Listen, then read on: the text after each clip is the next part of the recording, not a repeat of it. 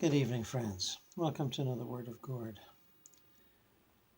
Average folks in the afterlife number, goodness knows what, 87, 88, I'm not sure.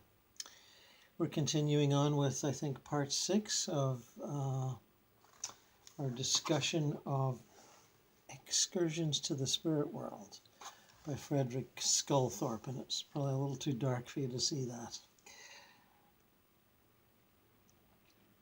And we'll just take up right where we left off. This double life I was leading had a funny effect one day on Earth.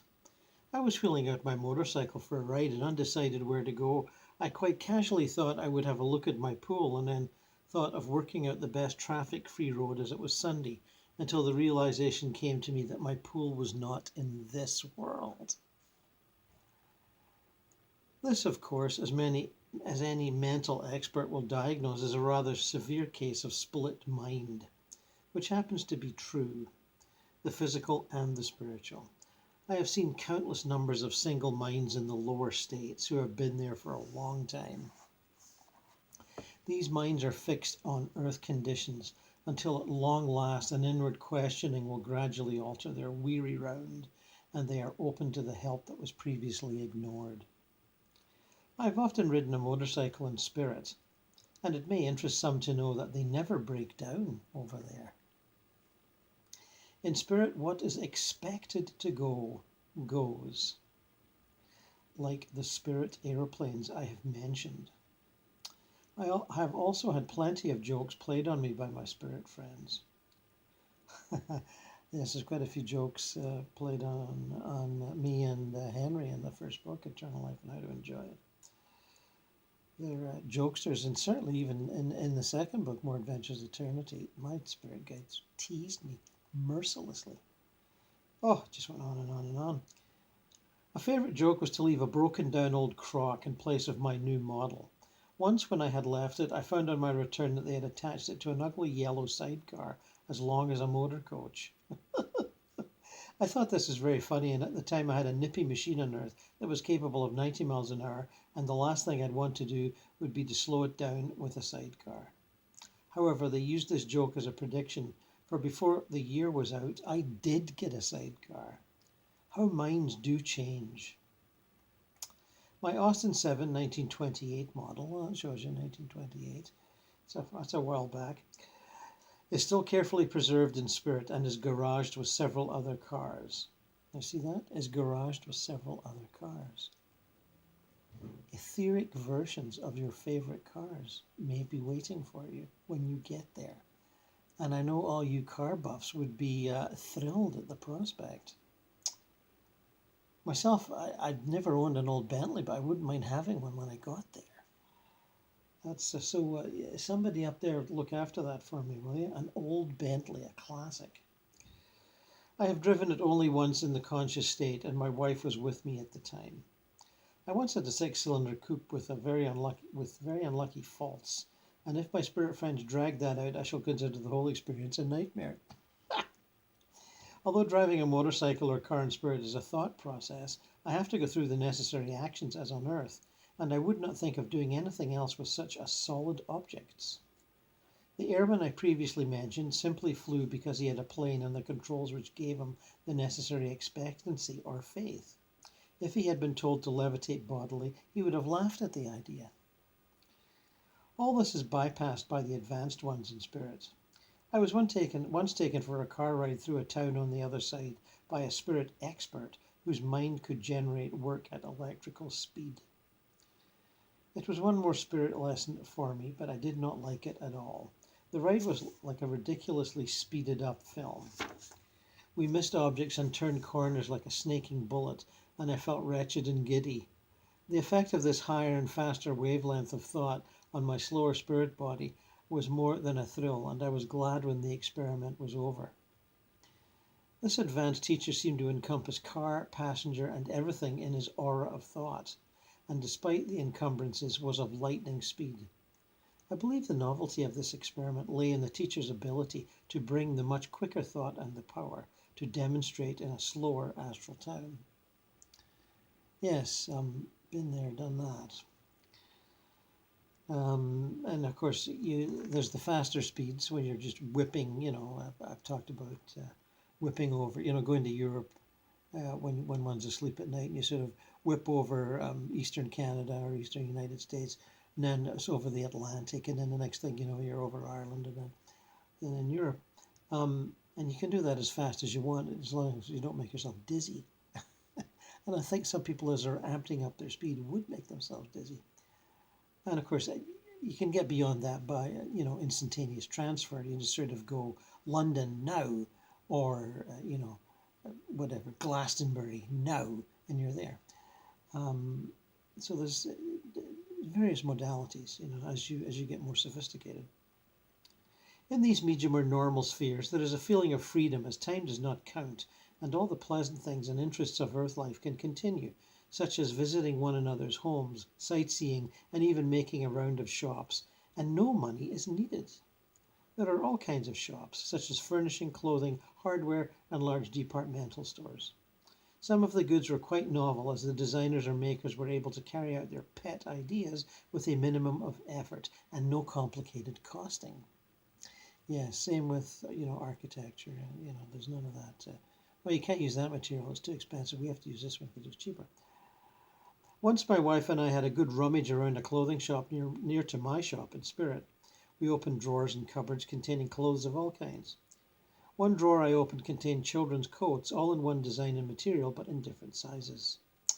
I saw some coats hanging up, and one was a motorcyclist's short waterproof coat. This interested me, and I examined it further and noticed there was a zip fastener running round the bottom edge of the coat. When I opened this, another portion of material unfolded from the inside, making it into a full-length coat for rainy weather.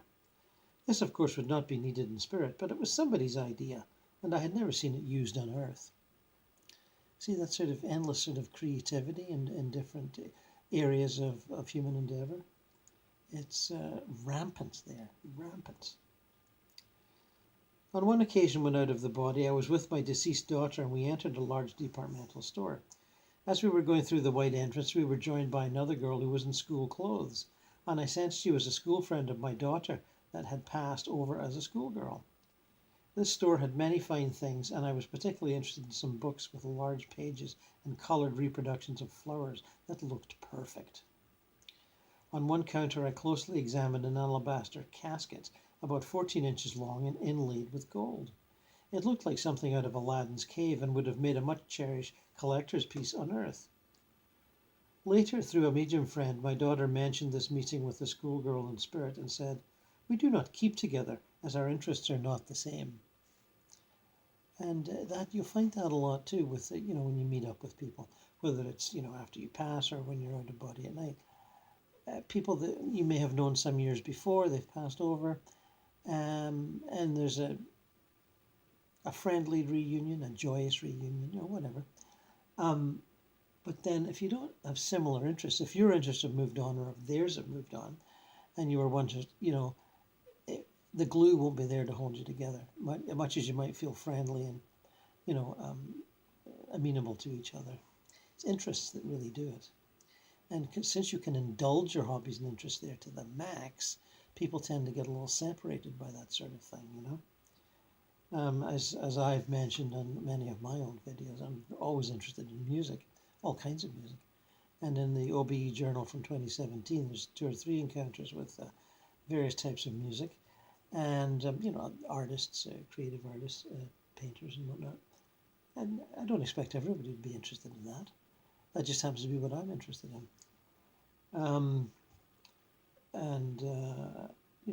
One allows for different interests, and interests are not limited by travel time or finances there.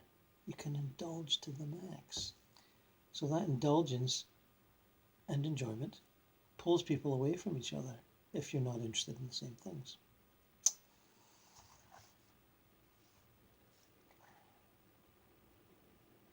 I was once in a hardware shop when a showman's vehicle stopped outside. It was not the usual lorry and caravan trailer, but a huge self-contained thing as big as a house.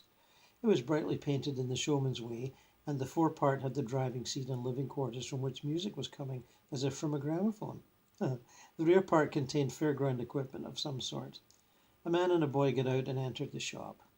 The youngster had long black hair reaching to his shoulders and looked like an Indian boy. Both were gaily dressed in their showman's clothes, and I could not decide what they were supposed to represent, but it looked like a mixture of Harlequin and Wild West. The showman said to the shopkeeper, "Did you manage to get those tiles for me?" The shopkeeper nodded and pointed to the corner of the shop. I saw a pile of coloured tiles which the man and the boy carried to their vehicle. See, normal life.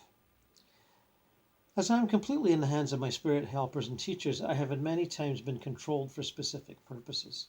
This means I am forced to act some part, sometimes consciously and sometimes unconsciously. On one occasion I was taken to a large hall full of people and was told that I would be addressing the meeting. I was a bit concerned over this as I had never done public speaking. As I mounted the platform, I became unconscious, and the next thing I knew was that I was leaving the platform and the address was over and the people were discussing it. I felt very relieved. There's plenty of humour amongst those in the happier spheres, and I experienced a sample of it in one of those controls. I had been listening to an orchestra on the radio many years ago.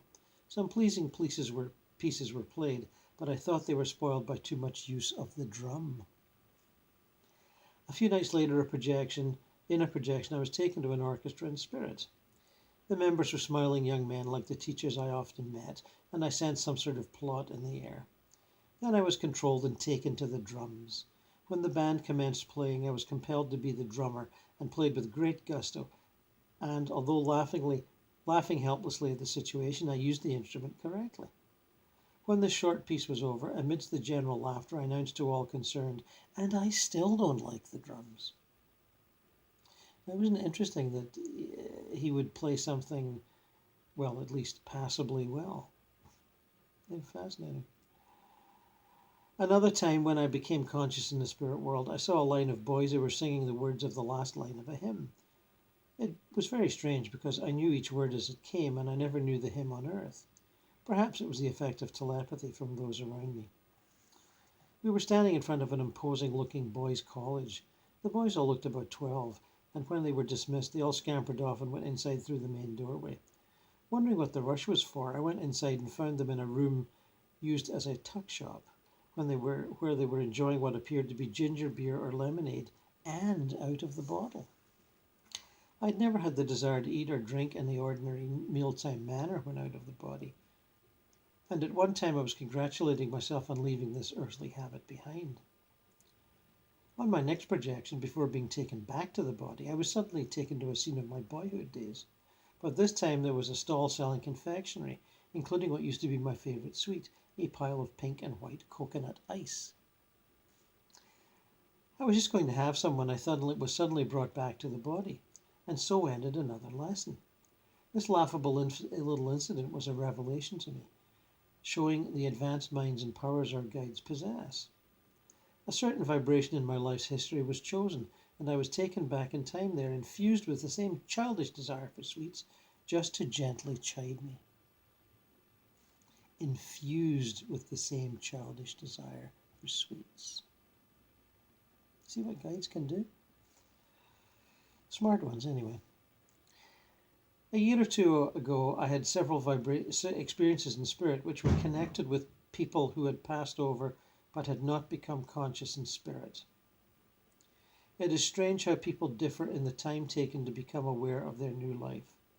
Some, I know, become aware almost at once, while others will remain inert for a long time.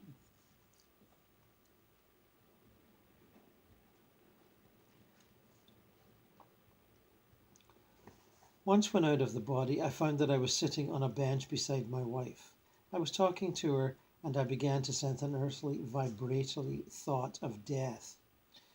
This is very disagreeable in spirit, as it is wrong, not only literally, but in opposing the laws of spirit it causes a negative harshness.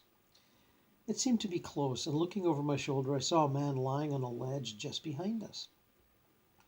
As I was watching him, I saw a movement and his eyes opened, so I got up and held his hands and he got to his feet. I walked him a few paces and then a spirit helper who was waiting nearby led him away. I felt an inward pleasure and satisfaction over this incident. On another occasion, again with my wife, we were carrying small children who had passed over and were still unconscious. There were several of them, and we were placing them in a room. They were in their everyday clothes like the adult sleepers, and it seemed that the quiescent spirit body automatically adopts, with an amazing photo-like memory, the clothing that has mostly recently been in contact with. One was a little boy with a sunken head and a neck like a hunchback, but I knew he would soon be active and well in his new life. All these children had the same emanations or thought vibration of death, and as I was carrying one little girl into the room, I felt her stir in my arms. I called to my wife, "Ah, this one moved," so I put her over my shoulder and rubbed her back. She at once became conscious, sat up and said, "Can I have a drink of water?" Again I felt pleased over an awakening which was in such a natural and childlike manner, and handed her over to a lady helper who was in the room. I wondered as to which earthly doctor had pronounced this child dead, and thought of the parents who would no doubt be heartbroken at the loss of their little one.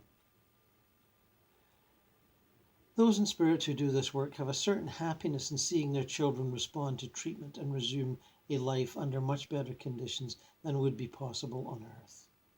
Yet there is a sadness when thinking of some distracted parents who have not the slightest idea of what actually happens, because they cannot be told unless they seek and find for themselves. So it's quite a different view, dying children, when it's seen from the other side, quite different. And of course it's very hard to explain this to grieving parents, as I've had to do on occasions, and it's not a pleasant task. Those children who pass over young are tended by suitable ones who are fond of them, and the children are often taken to their earthly homes so that they can be near their parents and also their brothers and sisters, if any.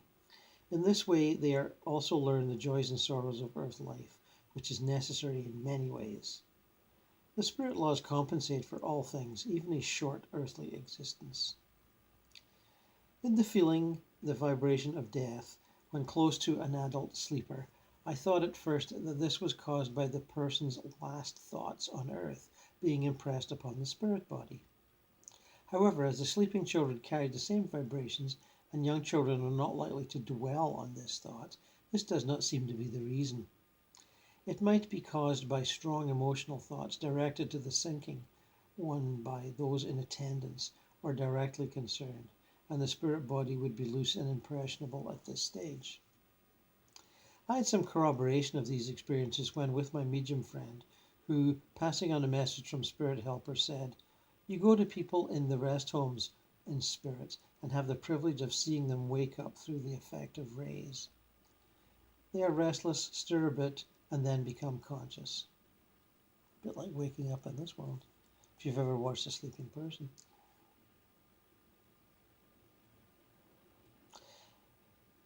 This was a good description as to what happened, although I was not aware of any rays. I was also told that I worked with my wife, which it was said had a positive and also negative effect. I do not understand this, but there seems to be some electrical implication. In presenting a picture of the spheres, which I have called normal, I must also add that there are subdivisions. These are mainly mental, and although there is a mingling of people, the different interests still remain for a time, but one cannot say for how long. Life in this lower summerland does not in any way resemble the vague heaven as pictured by orthodoxy, and although pleasant, does not at once have any deep significance to many. For instance, those who, when on earth, would not think of studying or attending a lecture on spiritual truths do not suddenly become enthusiastic over doing so in spirit, because the idea is not contained in their mentality. So true. And the various classes and lectures and courses that are available, they're never shoved under people's noses. They have to ask about them. They have to, there's community notice boards and, different things like that. But it's felt that people will learn better of their own accord, of their own sudden desire to learn more. And a lot of people take quite some time to get there. Even a basic course in understanding the sort of basic ground rules and laws of the astral plane And laws are fairly flexible there.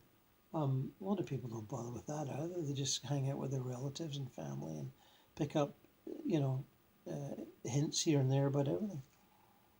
Oh, you don't do that here, you do this here. You know, that sort of a thing. Oh, come on over here and I'll show you what to do. That sort of a thing. Spirit life is a great revealer. Always the inner person or prevalent thoughts come to the fore. Sometimes an adopted pose or an affectation during earth life becomes so ingrained that it can delay progress for quite a time. I was taken to an astral plane of normal brightness, yet I was surprised by the vibrations there. At first glance it appeared to be a pleasant park with large gates set in stonework and rockeries, ornamental ponds, and wooden seats here and there. The ponds first interested me, but I was disappointed as they were quite bare of fish. Then I noticed that there were no plants or shrubs of any kind in this park. There were a few people about. Some were walking and others were sitting on benches. They appeared to be smartly dressed, but each was assuming an attitude which was supposed to represent the very height of dignity and elegance that only an exclusive set should have. You know, it's the old gated communities mentality.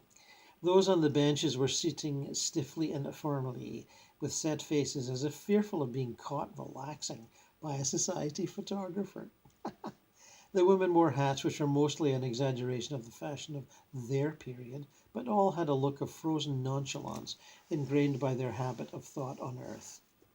Presently I saw a man enter through the gates, and as I was curious to see who he was, and he was some distance away, the telescopic vision of my spirit sight was automatic. Interesting. The telescopic vision of my spirit sight was automatic, and it was stimulated by curiosity. I could see at once that he was an advanced teacher, and he began to address the people in the park. His voice was clear and ringing, but he had hardly started to tell them of other places much better than this, than the two of the men gently escorted him out through the gates. Immediately he re-entered the park and started again to speak, but again he was taken out. They were very gentle with him, as if they were saying, "Really, old chap, park oratory is hardly the thing for our class of people. Do be a good fellow and step out." Can't you just see it, though? This is a strange state. Those people were quite all right in their dealings with their fellow men, and they were causing no harm, hence the normal brightness of their locality. But it was shown how different it is to penetrate the hard shell of their unnatural affectations. The spirit law is perfect and simple, and it demands a simple sincerity. The hard shell of their unnatural affectations. That reminds me of the British writer and occultist Cyril Scott, who wrote on these matters several books, some of which I've quoted from before. And he talked about the being a musician and a composer. He did a partly channeled book called Music, The Secret Influence Throughout the Ages, and which is still in print, by the way. And in one chapter, he spoke of the music of the Second Viennese School, you know, Schoenberg, Weber, the atonal lads.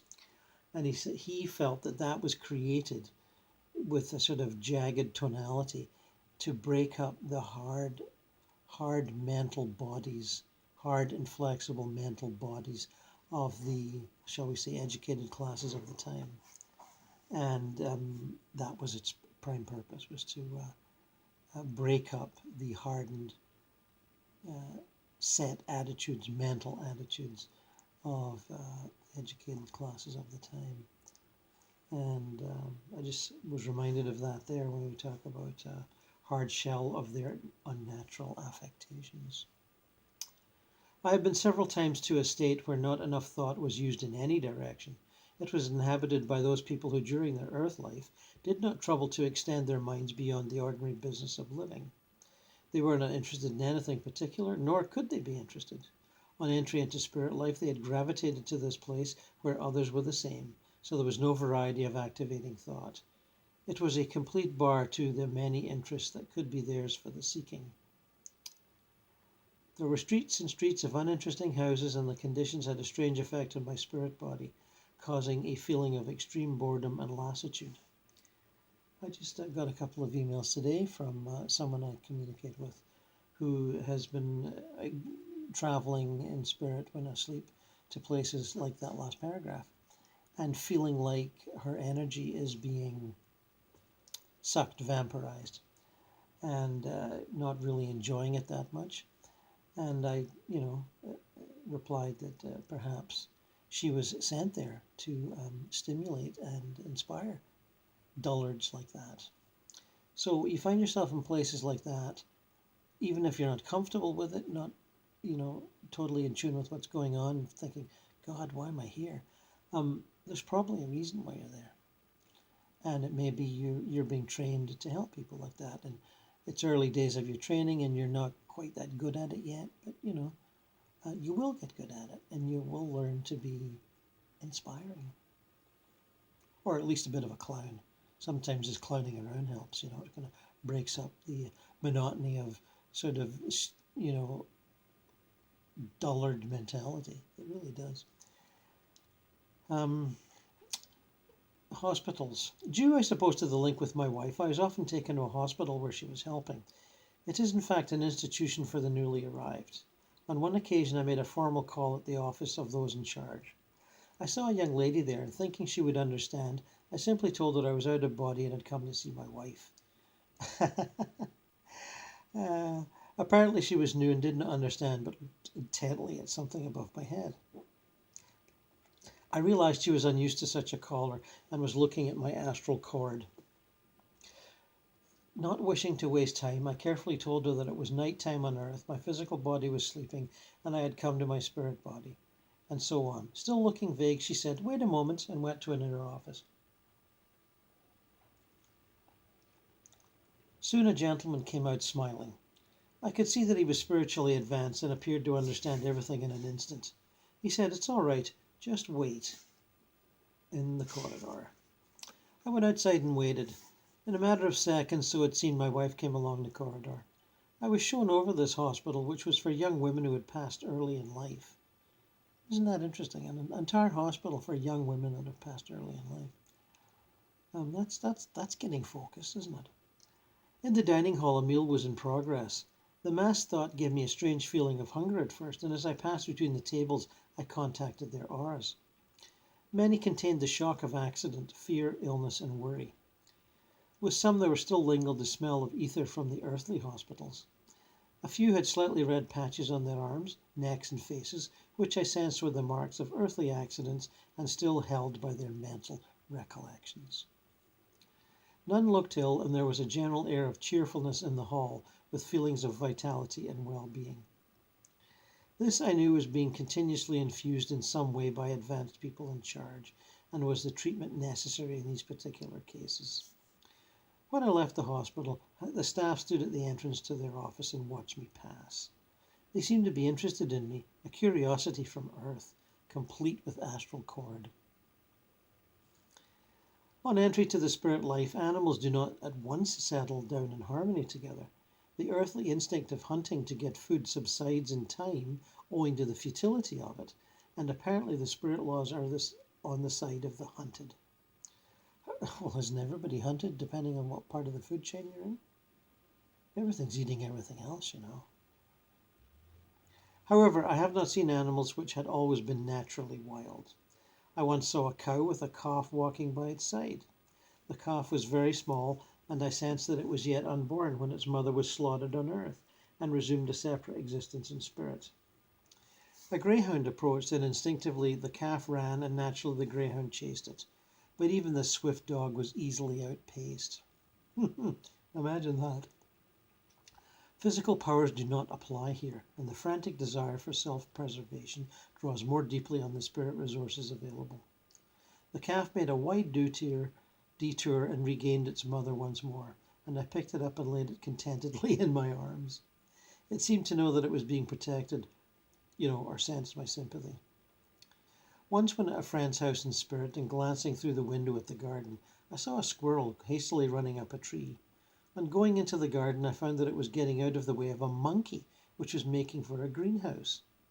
I tried to head it off, but it entered the greenhouse and I said, "Out you go," and it went. Then 3 cats, which were lying in its path, scrambled out of its way and onto the roof of a shed.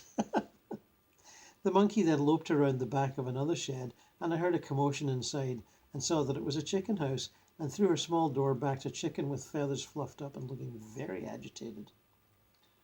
I then lost sight of the monkey, but it seems that in spirit, little monkeys are still little monkeys for a while. It is interesting to note that the squirrel, myself, and the cats all sensed that the monkey still had its mischievous streak.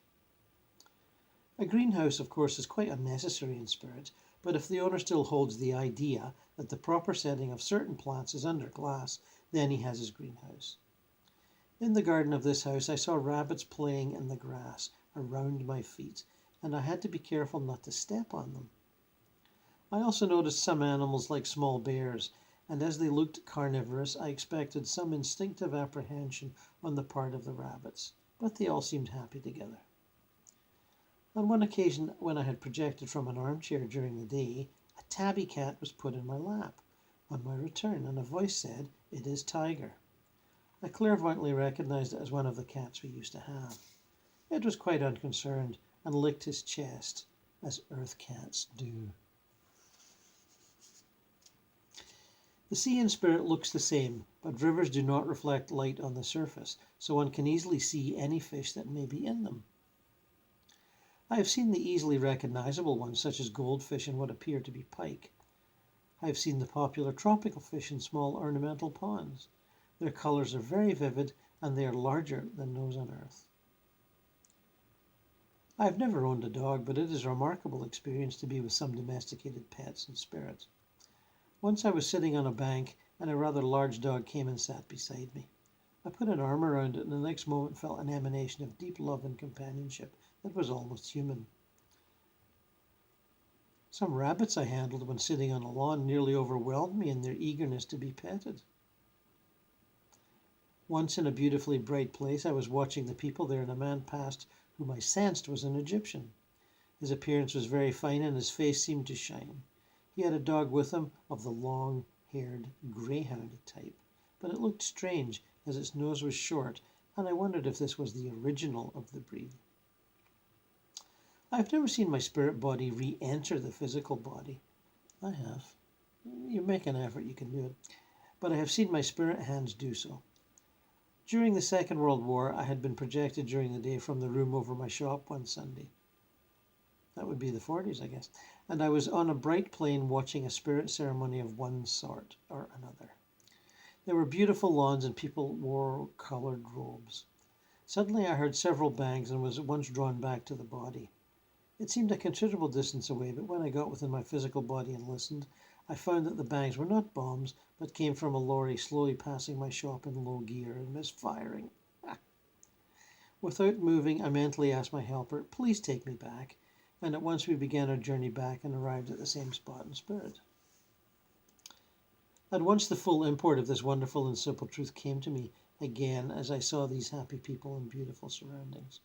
Coming from a war-troubled world full of pain, grief, and anxiety, I felt an intense wave of pity for those on earth. I also felt a strange sense of loneliness as if between two worlds. I was not of these people, nor could I bring realization of my own kind to my own kind. This was the first time that I have ever felt sad when being with such people, and I was still to be further depressed. Presently my helper told me this must be my last visit for a while, as it was becoming dangerous, and now it was time to go back.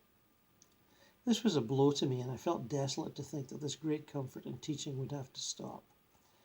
It was significant, too, that my spirit helper had now made himself visible and was standing by my side. He was a tall man in a coloured robe, and he looked sad, as if he was feeling my depression.